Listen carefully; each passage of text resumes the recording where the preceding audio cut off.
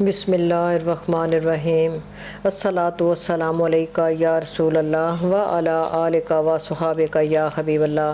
محترم ناظرین و سامعین، السلام علیکم ورحمۃ اللہ وبرکاتہ۔ عائشہ بیٹی کے ساتھ آج کی کلاس ہم شروع کرتے ہیں معمول کی دعا کے ساتھ۔ رحمت دامی پا خدایا باغ سکا کر ہریا، بوٹا آس امید میری دا کر دے میوے پریا، آمین ثم آمین۔ تو جہاں سے ہمارا وہ سلسلہ منقطع ہوا تھا وہیں سے اب شروع کر رہے ہیں۔ تو معجزات میں سب سے بڑا اور اعلیٰ معجزہ شب معراج یعنی سفر معراج ہے۔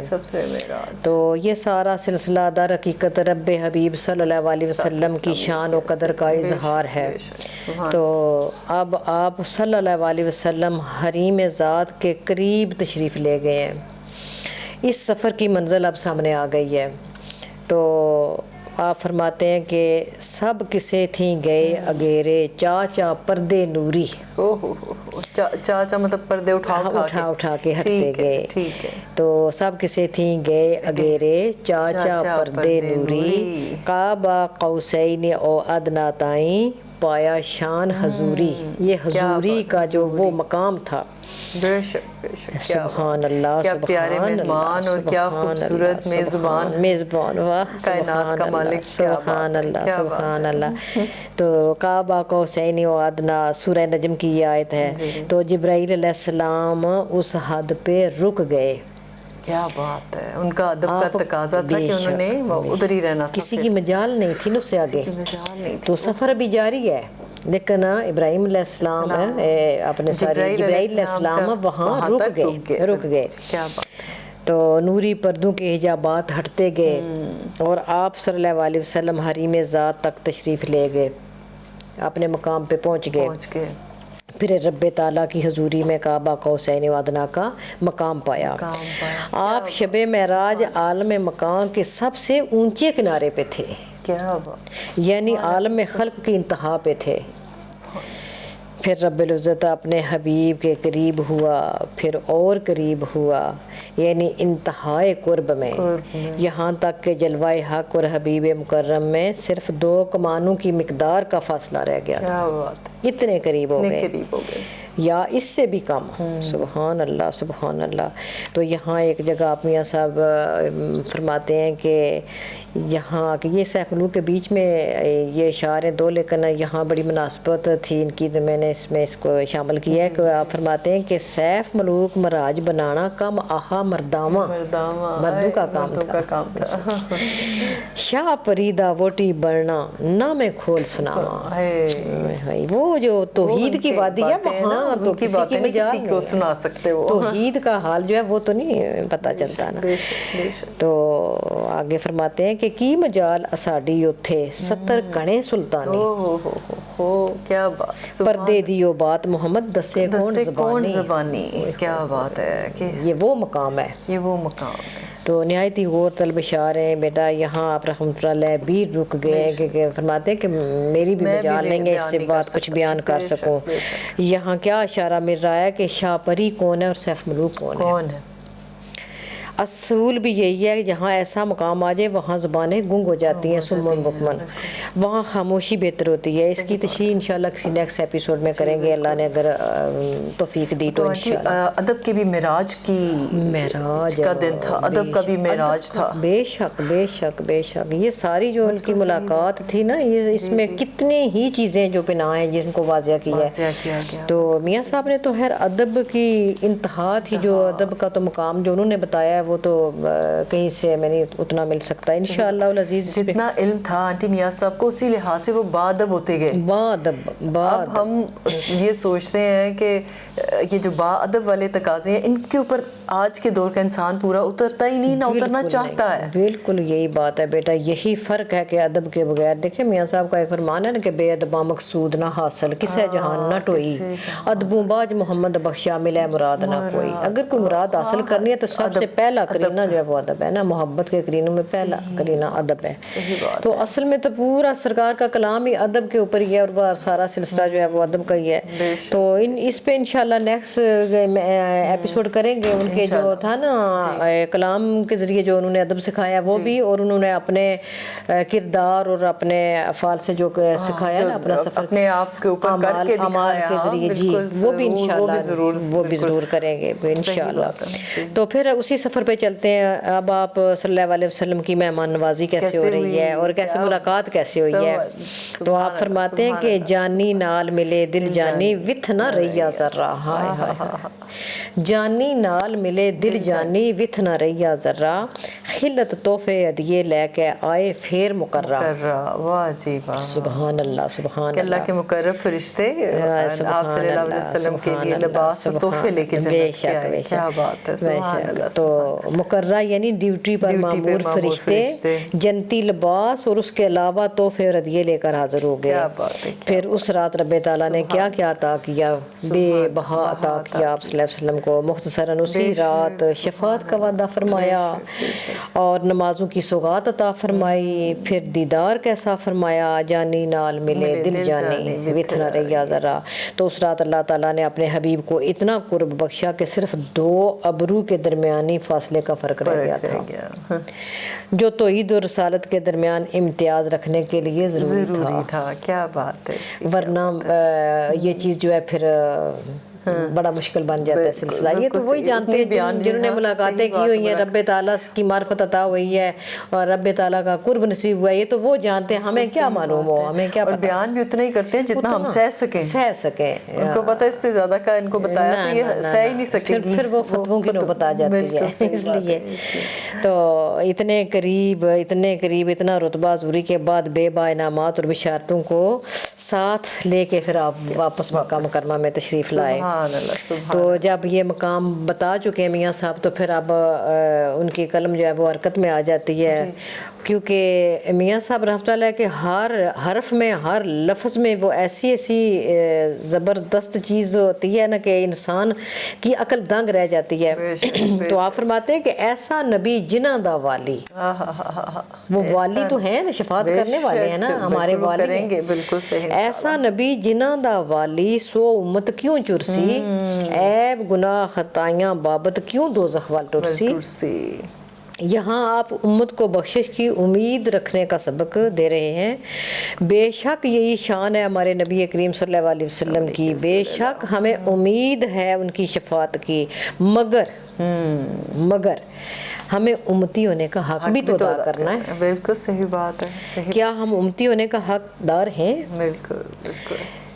اس پہ بڑا غور اور فکر کرنا ہے بیٹا کہ سب سے پہلے نبی کریم صلی اللہ علیہ وسلم کی اطاعت و فرما برداری کرنی ہے، پھر ویسی محبت کرنی ہے جیسا ان کی محبت کا حق ہے. اس کے بعد امید کا دامن پھیلانا ہے. انشاءاللہ پھر ضرور بھریں گے، وہ دامن بھریں گے، شفاعت کریں گے، لیکن ہمیں مانگنا ہے بیٹا، مانگنا ہے. تو آگے فرماتے ہیں میاں صاحب کہ کی کچھ نات تو ساڈی آکھاں خلقت دے سردارا، لکھ صلاۃ سلام تیرے تے لکھ درود ہزارہ. سبحان اللہ سبحان اللہ. ایک ہی شعر میں کیا کتنا درود بھیجا ہے آپ نے کہ آپ کی قربان جائیں آپ کی فہم و فراست اور وسعت نظری پہ کہ تھوڑے درود پاک سے تسکین نہیں ہوتی. یا رسول اللہ، تمام مخلوق کے سردار، لکھ صلاۃ سلام کا نذرانہ پیش کیا ہے، پھر بھی لاکھ مرتبہ درود ہزارہ کا نذرانہ. تو درود ہزارہ وہ درود جسے ایک بار پڑھنے سے 1000 بار درود کا ثواب ملتا ہے. تو اب 1000 بار ویسے درود اور پھر 1000 بار درود ہزارہ. اب ہزارہ کو ہزاروں کو لاکھوں سے ملٹیپلائر کریں تو کتنا جا کے بنتا ہے. سبحان اللہ سبحان اللہ. پھر آگے فرماتے ہیں تجھ پر ہون درود اللہ دے. آمین ثم آمین. پیرواں اسواباں اتے بھی بنیاد تیری تے. آپ دیکھیں یہاں پورے کا پورا یہ درود ابراہیمی کا ترجمہ ہے. اگر ہم اس پہ ذرا غور کرتے ہیں نا کہ تجھ پر ہون درود اللہ دے، اللہم صلی علی محمد. بالکل. اور آل اولاد تیری تے بالا آل محمد. پیرواں اصحاباں اتے بھی بنیاد تیری تے. اب یہاں اتے کا لفظ آتا ہے تو اس کو پھر بار بار میں اس کی تصحیح کرنا چاہتی ہوں کہ اکثر یہ لوگ اس کو پڑھتے ہیں اور کتابوں میں بھی لکھا ہوا ہے کہ اتے.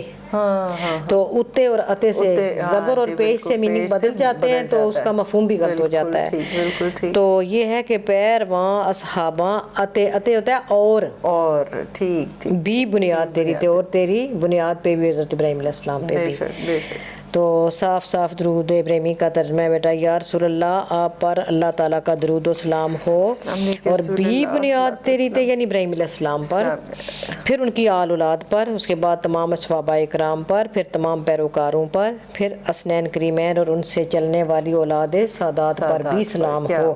سبحان اللہ. ایک شعر میں دیکھیں کیا ایک شعر میں عزت توقیر اور ساری چیزوں کو ملا دیا, یکجا کر دیا ایک شعر میں. سبحان اللہ سبحان اللہ. کیا بات ہے. اب آپ رحمۃ اللہ باقاعدہ درجہ بندی کے تحت سٹیپ بائی سٹیپ ہمیں لے کر آگے جا رہے ہیں. ختم نبوت کے بعد کار نبوت کا فریضہ جن ہستیوں نے ادا کیا, اب ان تمام کا ذکر فرما رہے ہیں. بے شک بے شک. کہ فرماتے ہیں کہ پیر مرید صدیق اکبر سن پہلے یار پیارے حق جنہ دے ثانی اسنین از ہوما فل گارے. آپ صلی اللہ علیہ وسلم کے پہلے یار, پہلے دوست, پہلے مرید, امیر المومنین, خلیفۃ المسلمین, نائب رسول حضرت ابو بکر صدیق تھے. کیا بات ہے. بے شک. جو نبی کریم صلی اللہ علیہ وسلم کے بعد اس امت کے پہلے مرشد بھی تھے, امت کے پھر مرشد, اور آپ صلی اللہ علیہ وسلم کے پہلے مرید تھے. تو اس سے واضح ہوتا ہے کہ تصوف اور معرفت کا یہ جو سلسلہ ہے یہ کوئی بعد کی پیداوار نہیں ہے, وہیں سے چلا رہا ہے, بلکہ آپ کی امت کا پہلا انسان صدیق اکبر پہلے پیر اور پہلے مرشد ہیں, جو آپ کے بعد مسند ارشاد و خلافت پہ فائز ہوئے.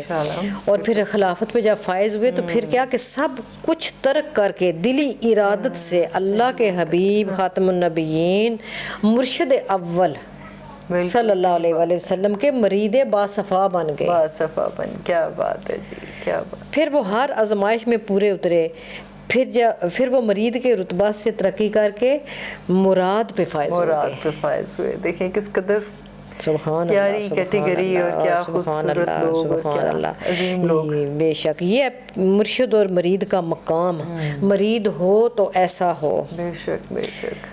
ثانی اسنین از ہو ما فی الغارے, قرآن آیت سے ثابت ہے کہ آپ یار غار بھی ہیں, اور پھر پیر بھی ہیں, اور مرشد بھی ہیں, صدیق بھی ہیں, اور اکبر بھی ہیں.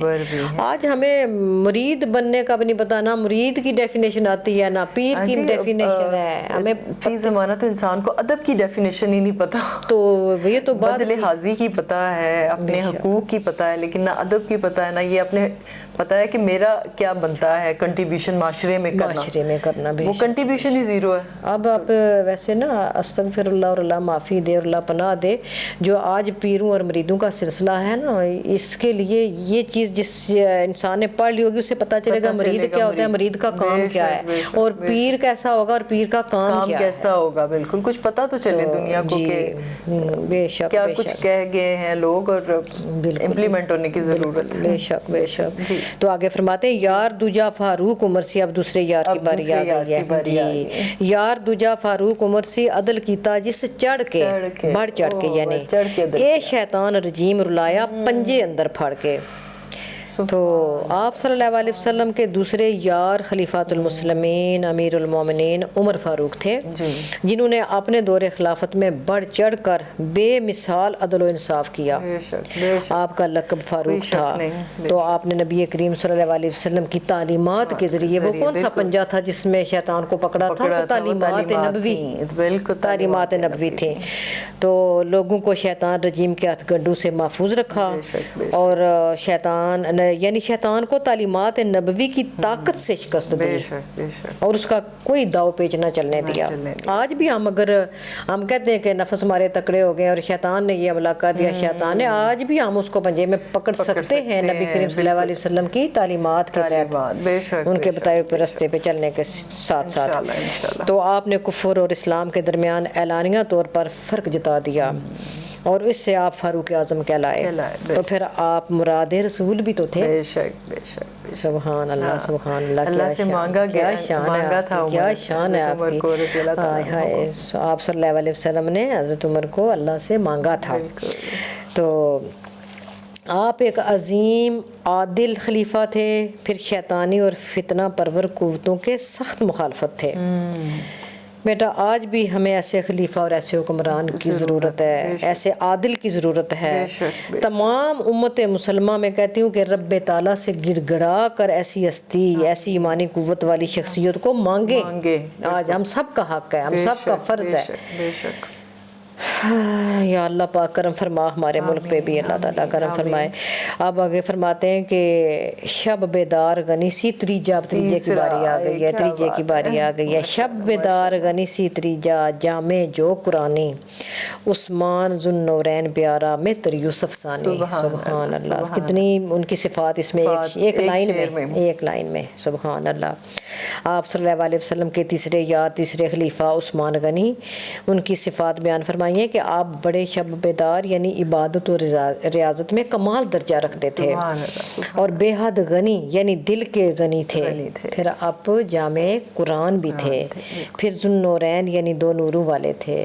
تو سرکار نبی کریم صلی اللہ علیہ وسلم کی دو صاحبزادیاں یکے بعد دیگرے ان کے نکاح میں آئیں، اس لیے ذو النورین کا لقب پایا۔